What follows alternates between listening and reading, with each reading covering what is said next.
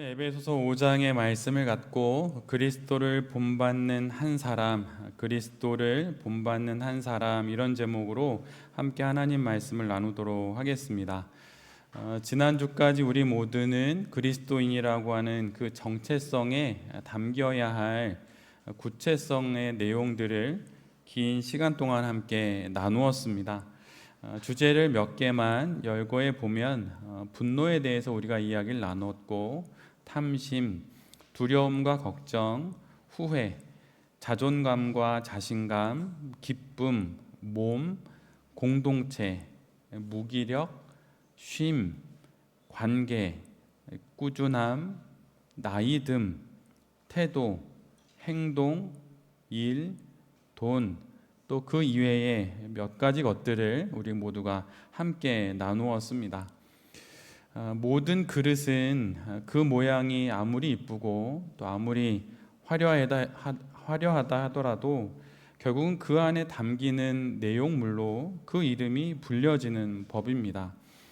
같은 잔이라고 하여도 커피를 담으면 커피잔이라 불리게 되지만 술을 담으면 술잔이 됩니다. 우리가 그리스도인이라고 불리는 것은 우리 안에 그리스도가 담겨 있기 때문입니다. 우리 안에 계신 그리스도로부터 비롯된 우리의 삶에는 앞에서 우리가 함께 나눈 그 모든 것들이 올바르게 자리해야 하고, 또한 우리가 그 그리스도인의 정체성으로 그 모든 것을 잘 다루어야 하는 것이죠. 그래서 결국은 정체성과 구체성이 합을 이루게 되고 모양과 내용이 같은 결을 갖는 그런 삶을 살아가는 것이 바로 성도의 삶인 것입니다. 이런 말씀을 지나서 오늘 5장에 이르게 되면 사도는 앞에서 언급한 성도의 구체성의 내용들을 5장 1절과 2절에서 두 가지로 최종적으로 정리를 합니다. 그리고 이후로 여러 이야기를 이어가게 되지요. 마치 책을 읽다 보면 중간중간에 그 앞전의 모든 이야기를 한 줄 요약하듯이 그렇게 이전의 내용들을 사도 바울은 오늘 정리하고 있는 것입니다. 가장 먼저 사도는 성도의 모든 그 구체성들을 두 문장으로 요약합니다. 앞에 보시는 것처럼 사랑받는 자녀답게 하나님을 본받는 사람이 되라, 이렇게 이야기하고, 예수님이 자기 몸을 내어주신 것과 같이 사랑으로 살아가라, 이렇게 이야기합니다. 우리의 모든 성도로서의 구체성들의 그 결국은 첫째, 그리스도를 본받아 살아가는 것입니다. 모든 생명은 살아가는 삶의 기술을 모방을 통해 배우게 됩니다. 비행을 알려주는 어미새를 따라 아기 새는 첫 날갯짓을 시작합니다. 그렇게 한 번, 두 번 날갯짓을 하다가 결국은 자신의 날개로 하늘을 나는 법을 배우게 되지요. 그래서 어미새처럼 하늘을 활공하며 자신의 인생을 살아가게 됩니다. 사자는 아기 사자에게 사냥하는 법을 가르쳐 줍니다. 하나, 둘 그렇게 배우다가 결국은 그 사자는 독립하여서 자신의 영토 안에서 자신의 삶을 살아가게 되지요. 그리스도인의 인생도 마찬가지입니다. 우리는 이 땅에 덩그러니 태어나서 눈에 보이는 것들을 닮아가기 위해 여기에 있는 것이 결코 아닙니다. 그리스도인은 오직 한 분, 예수 그리스도를 본받아 그분을 닮아가는 삶을 살아가는 사람들입니다. 이것이 바로 우리가 그 긴 시간 동안 함께 나누었던 그 그리스도인의 정체성에 담기는 모든 구체성들의 최종적인 요약입니다. 우리는 예수 그리스도를 닮아가는 사람입니다. 어떤 신앙의 유인이나 어떤 믿음의 선인을 닮아가는 것이 우리의 성도로서의 구체성의 핵심과 결국이 아닙니다. 우리는 오직 예수 그리스도를 본받아 그분을 닮아 우리에게 허락된 이 한 번뿐인 인생을 살아가는 사람들입니다. 그렇다면 우리는 왜 그리스도를 본받아야 하는 것입니까? 그것은 우리가 바로 그분의 자녀이기 때문입니다. 이유라고 말하지만 이는 지극히 당연한 것이지요. 유대적인 사고에 의하면 모든 자녀들은 부모, 특별히 아비를 본받습니다. 바로 이 부분을 사도는 오늘 본문에 있는 에베소 교회의 교인들에게 그대로 전하고 있는 것이에요. 만약 하늘 아버지를 나의 아버지라고 고백하고 내가 그분의 딸이고 그분의 아들이라면 당연히 그분을 본받아야 한다는 이 사실을 사도는 우리 모두에게 말해주고 있는 것입니다. 우리는 결국 예수 그리스도를 본받고 하나님을 닮아 이 인생을 살아가다가 영원한 나라에 이르게 되는 것입니다. 물론 우리가 하나님의 전부를 그대로 닮을 수는 없습니다. 아무리 거룩한 변화, 성화를 이룬다 하더라도 우리는 결코 하나님을 온전히 다 닮을 수는 없습니다. 사도가 말하는 것은 하나님의 모든 것을 이 땅에서 다 닮아야 한다, 그런 것이 아닙니다. 하나님의 그 사랑의 성품에서 기인한 그 행위들을 본받고 그것을 행하면서 이 땅의 삶을 살아갈 때 우리는 비로소 참된 그리스도인이 된다고 사도 바울이 에베소 교인들에게 말하고 있고 또한 우리에게 말하고 있는 것입니다. 그래서 우리가 하나님을 닮는다, 그리스도를 본받는다 라고 하는 것은 하나님의 우리를 향한 사랑으로부터 비롯된 그분의 그 행동들을 닮아서 행하는 것입니다. 막연하게 하나님을 닮고 싶습니다 라고 그렇게 끝날 것이 아니라 그분이 우리를 사랑하셔서 우리를 위하여 행하셨던 그 일을 우리가 행함으로 말미암아 마치 어미새의 날갯짓을 보고 똑같이 따라하다가 결국은 하늘을 날게 되는 어린 새처럼 그렇게 우리가 하나님의 행위를 따르다 그분을 닮아가게 되는 것입니다. 그렇다면 하나님의 우리를 향한 사랑의 가장 대표적인 행위가 무엇일까요? 그것은 바로 우리의 죄를 대속하기 위해 당신의 아들이신 예수 그리스도를 내어 주신 것입니다. 그리고 예수님은 우리를 사랑하셔서 십자가에 이르는 모든 것을 받아들이시게 되는데 이 하나님의 내어주심과 예수 그리스도의 이 받아들이심, 바로 이것이 우리가 닮아가야 할 하나님의 모습이라고 하는 것입니다. 요한복음 15장 13절로 14절의 말씀과 17절의 말씀을 함께 보도록 하겠습니다. 제가 읽어드릴 테니 눈으로 한번 잘 보십시오. 사람이 자기 친구를 위하여 자기 목숨을 내놓는 것보다 더 큰 사랑은 없다. 내가 너희에게 명한 것을 너희가 행하면 너희는 나의 친구이다. 내가 너희에게 명하는 것은 이것이다. 너희는 서로 사랑하여라.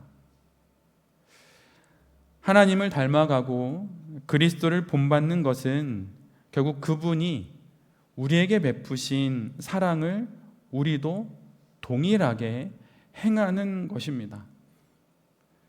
예수 그리스도 안에서 하나님의 자녀가 된 우리가 이 세상에 보여줄 그리스도인이라고 하는 정체성의 가장 두드러진 구체성의 내용은 바로 사랑입니다. 사실 이것은 하나님의 우리를 향한 부탁이요 명령이기 이전에 우리가 먼저 받은 선물입니다.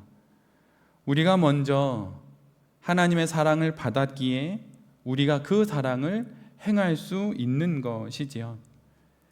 이미 받아서 우리 안에 있기에 우리에게 있는 그 사랑을 세상에 베푸는 것입니다.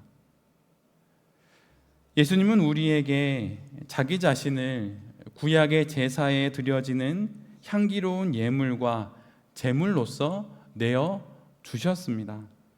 그분은 내어 주셨고 우리는 그분을 받아들이게 되었죠. 우리가 받은 그 사랑을 세상에 흘려보내는 것이 바로 예수님을 본받는 것이요 하나님을 닮아가는 것입니다. 다른 것을 통해 우리가 하나님을 닮아가는 것이 아니고 다른 것을 행함으로 그리스도를 본받는 것이 결코 아닙니다. 우리는 오직 하나님께서 그리스도 예수께서 우리에게 베풀어 주신 그 사랑을 세상에 흘려보냄으로 말미암아 우리는 하나님을 닮아가는 그리스도인이 되는 것입니다.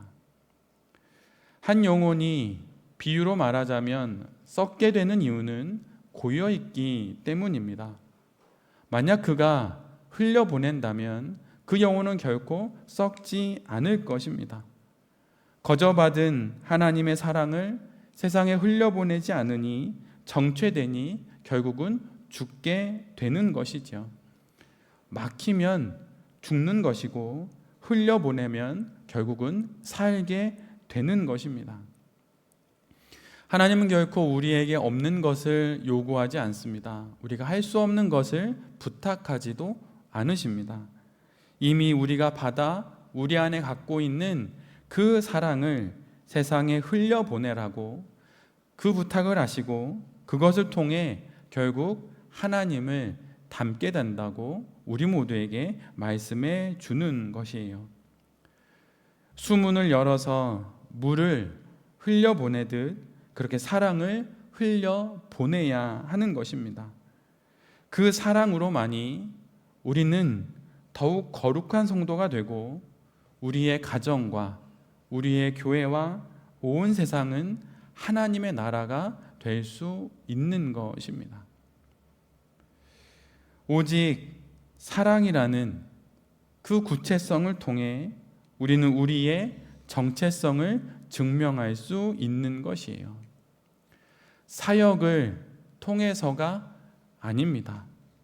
사명을 통해서가 아닙니다.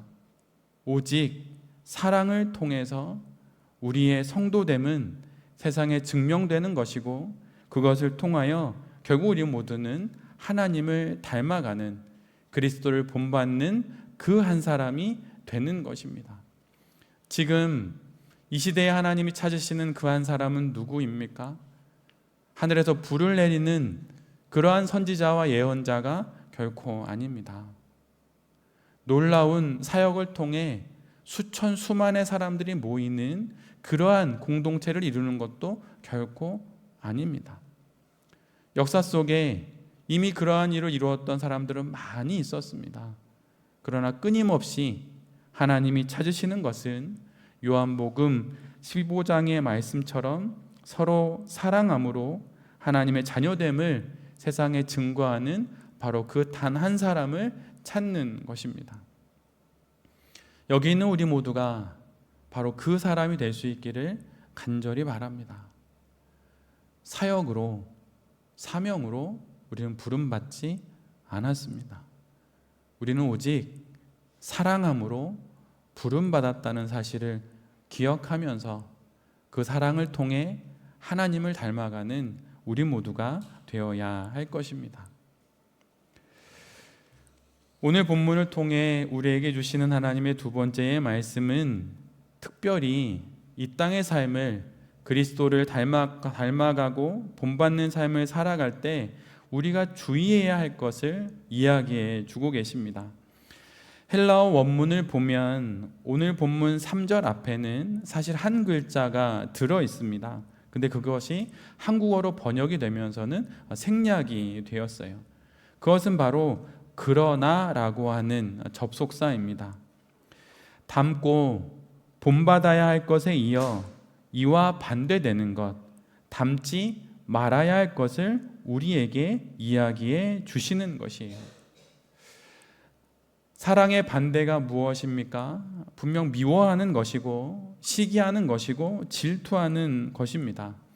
그런데 오늘 사도는 사랑의 반대로 그런 것을 이야기하지 않습니다. 당황스럽게도 사도는 사랑의 반대말로 우리의 말과 행동을 이야기합니다. 사랑으로 대표되는 내어줌의 삶과 반대되는 것으로 우리의 어긋난 말과 비뚤어진 행동을 사도는 이야기하고 있다는 것이에요. 그래서 두 번째로 우리가 그리스도인의 정체성을 갖고 하나님을 닮아가고 그리스도를 본받을 때 우리가 유념하고 우리가 주목해야 하는 것은 우리의 행동과 우리의 말에 주의를 기울이라는 것입니다. 이것이 앞에 나오는 PPT처럼 두 번째 내용입니다. 행동과 말에 주의를 기울이라. 사실 에베소 교회가 처해 있는 상황 가운데 이야기하고 있는 더러운 또 어리석은 말과 또 헛된 음행은 사실은 그 당시의 일반적인 문화였습니다. 특별히 성적인 음행을 사도 바울이 에베소 교회의 교인들에게 많이 경계하는 것에는 이유가 있습니다. 성적인 음행은 타인의 몸과 영혼을 착취하는 것이고 파괴하는 가장 큰 범죄이기 때문입니다. 사랑에서 비롯된 내어줌의 가장 반대 지점에 오직 내 자신의 욕망을 위해 타인의 육신과 영혼을 빼앗는 음행이 있기에 사랑의 반대 지점에 이 엇나간 행동인 음행과 삐뚤어진 이 음행에 관련된 말들을 사도 바울이 기록해 놓고 있는 것입니다. 고린도전서 6장 18절에 이런 말씀이 있습니다. 음행을 피하십시오. 사람이 짓는 다른 모든 죄는 자기 몸 밖에 있는 것이지만 음행을 하는 자는 자기 몸에다가 죄를 짓는 것입니다. 사도는 음행, 온갖 더러운 행위, 이 모든 것들을 그 이름조차도 입에 담지 말라고 합니다. 그리고 더러운 말과 어리석은 말, 상스러운 농담은 하나님의 자녀들에게 어울리지 않으니 이 또한 피하라고 말합니다. 사실 1세기 에베소 교회는 25만 명의 인구가 모여있는 대도시였고 그곳은 50여 개가 넘는 우상들이 있었던 말 그대로 우상의 박람회장과 같은 그런 도시였습니다. 눈을 떠 집에 문을 열고 밖에 나가면 가장 먼저 보이는 것이 우상이었던 것이죠. 그래서 에베소에서의 일상은 곧 우상 숭배의 삶이었습니다. 먹든지 마시든지 무엇을 하든지 그 모든 것들은 우상과 연결되어질 수밖에 없었습니다. 그런데 바로 그 당시 우상 숭배는 음행을 포함하고 있었기에 사도가 이야기하는 오늘 본문의 음행과 더러운 말들은 자연스럽게 우상 숭배와 연관되는 것이죠. 그러기에 에베소 교인들이 자신들이 하나님의 자녀라는 그 정체성을 드러낼 수 있고 또한 유지할 수 있는 가장 명확한 그리고 가장 두드러진 방법은 바로 그 음행에 참여하지 않는 것입니다. 이와 관련한 말을 하지 않는 것입니다. 그런 곳에 가지도 않는 것이고 그런 대화에 끼지도 않는 것입니다. 만약 그리스도인의 정체성을 갖고 사랑이라고 하는 구체성을 갖고 이 땅의 삶을 살아간다면 음행에 관련된 모든 것들을 멀리하고 그것에 관하여 관심을 두지 않고 그 대화에도 끼지 말라는 것입니다. 방향이 결정되었으니 삶의 방식을 완전히 바꾸라는 것이에요. 인생을 살아갈 그 인생의 경로가 바뀌었으니 태도를 바꾸라는 것입니다. 그리스도를 믿고 삶이 바뀌지 않을 수가 없습니다. 예수 그리스도를 나의 주인으로 모시고 삶이 바뀌지 않을 수가 없는 것입니다. 왜냐하면 우리는 방향을 바꾼 사람이고 이로 인하여 삶의 방식을 바꾼 사람들이기 때문입니다. 스포츠 중에 남자들은 한 번쯤은 다 해보고 싶어하는 스포츠가 있는데 그것은 바로 철인 3종 경기입니다. 철인 3종 경기를 보면 선수들의 그 불타는 의지와 투지에 정말 감동하게 됩니다. 그런데 이 스포츠가 시작된 유래는 몇 가지 설이 있는데 가장 재미있는 것 중에 하나는 다음과 같습니다. 1970년대 후반 하와이에 주둔하는 어떤 미군 중령이 동료들과 하루는 저녁에 이야기를 나누게 되었습니다. 그런데 이야기를 나누다가 사이클 선수와 달리기 하는 선수와 수영하는 선수 중에 어느 누가 더 강한 선수인지 설전이 벌어지게 됩니다. 갑론을박을 하면서 여러 이야기를 나누지만 답이 쉽게 나오지 않게 되자 그들은 그렇다면 직접 한번 이것을 겨뤄보자고 그렇게 이야기를 합니다. 그래서 직접 와이키키 해안에서 수영으로 3.9km 그리고 또 다른 섬을 사이클로 일주하는 180km 마라톤으로 42.19km를 달려보고 어느 것이 가장 뛰어난 운동인지 겨뤄보기로 합니다. 이것이 바로 철인 3종 경기의 시작이 되는 것이죠. 철인 3종 경기를 보면 가장 먼저 수영을 합니다. 수영을 하다가 그 선수가 땅에 도착하게 되면 자전거를 타기 위한 복장으로 갈아입습니다. 1분 1초를 줄여야 하기 때문에 엄청 서둘러서 그 모든 것을 하게 되죠. 그리고 자전거 경기를 마치면 이제는 마라톤을 할 수 있는 옷으로 갈아입고 피니시 라인을 향해서 달려갑니다. 바다에서는 수영복으로, 사이클을 하기 위해서는 자전거 복장으로, 달리기를 할 때는 마라톤 복장으로 그렇게 바꿔 입습니다.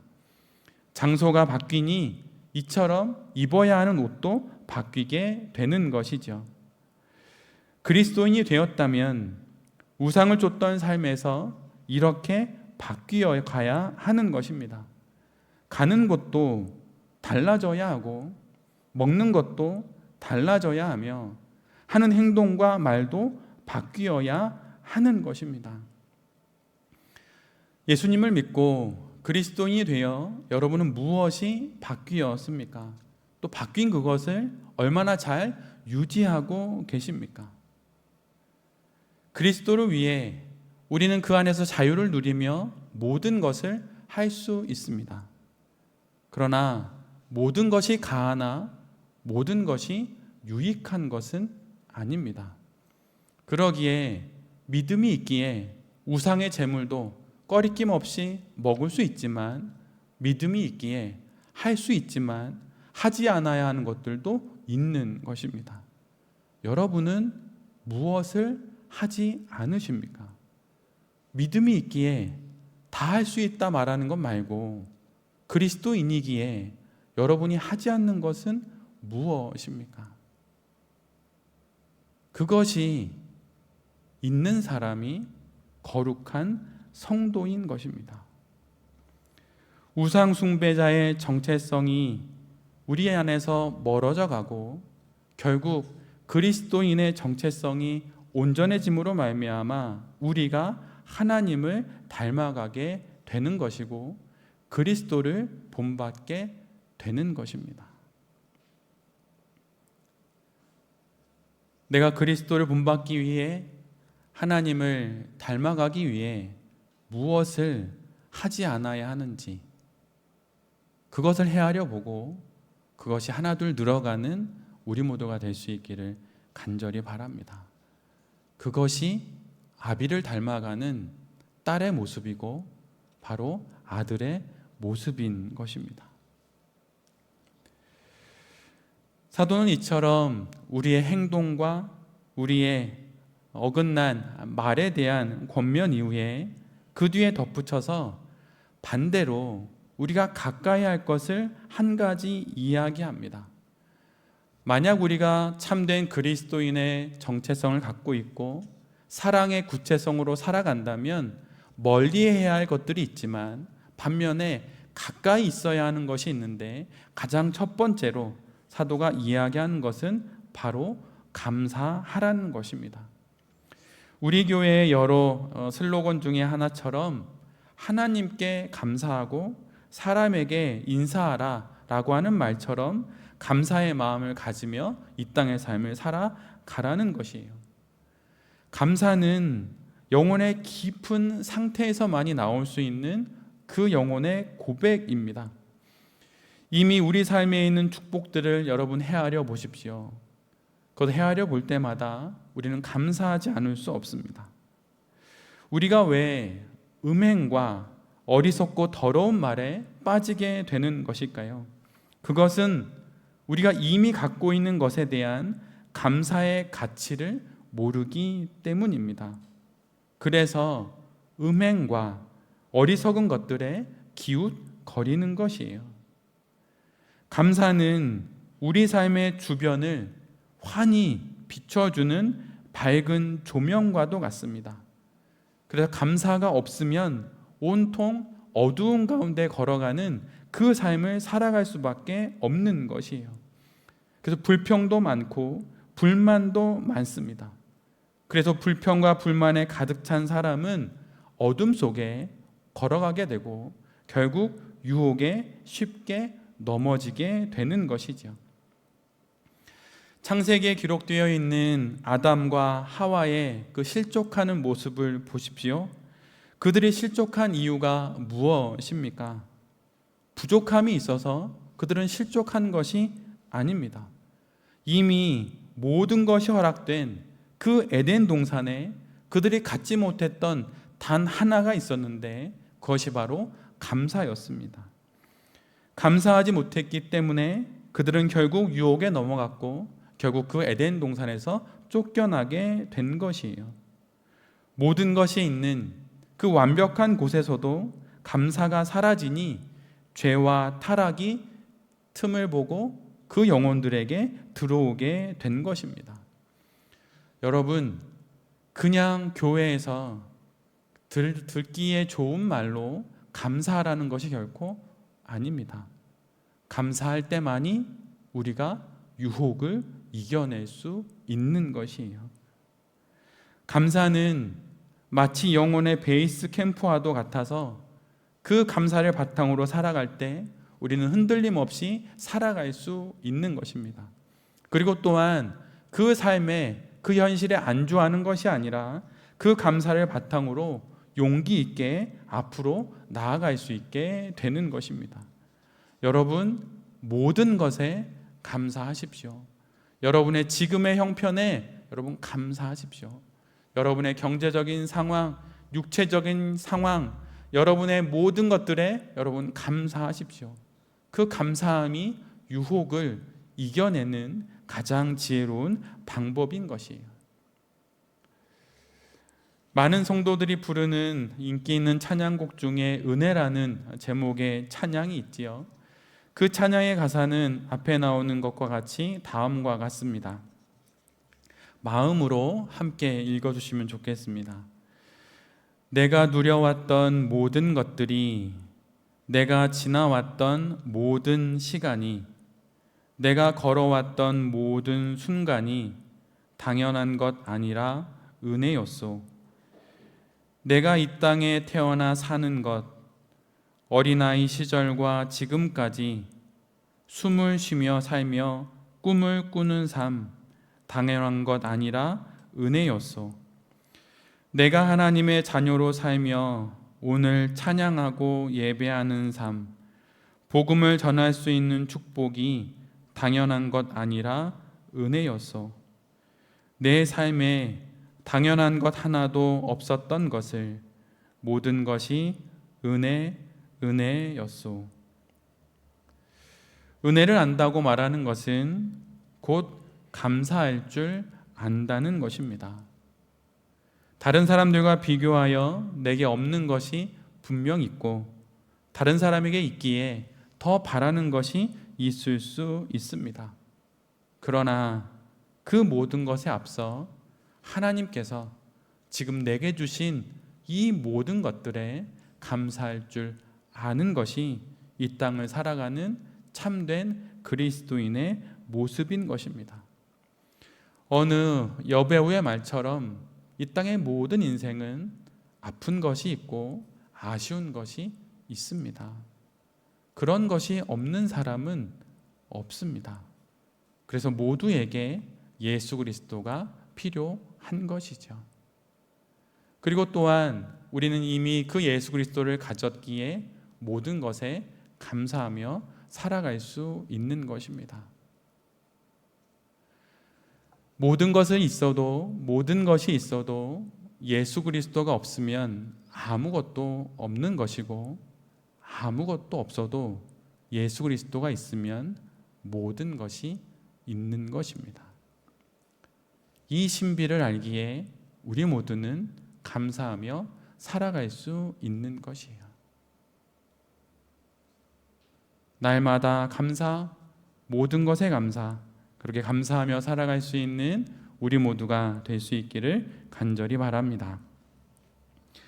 세 번째로 사도 바울이 오늘 우리에게 권면하는 내용은 속아 넘어가지 말고 짝하지 말라는 것입니다. 사도 바울은 우리 모두에게 속아 넘어가지 말라고 말합니다. 그리고 헛된 것들과 짝하지 말라고 말합니다. 성도의 구체성 가운데서 우리가 기억해야 하는 것은 헛된 것에 속아 넘어가지 않도록, 그것들과 짝하지 않도록 주의해야 한다는 것이에요.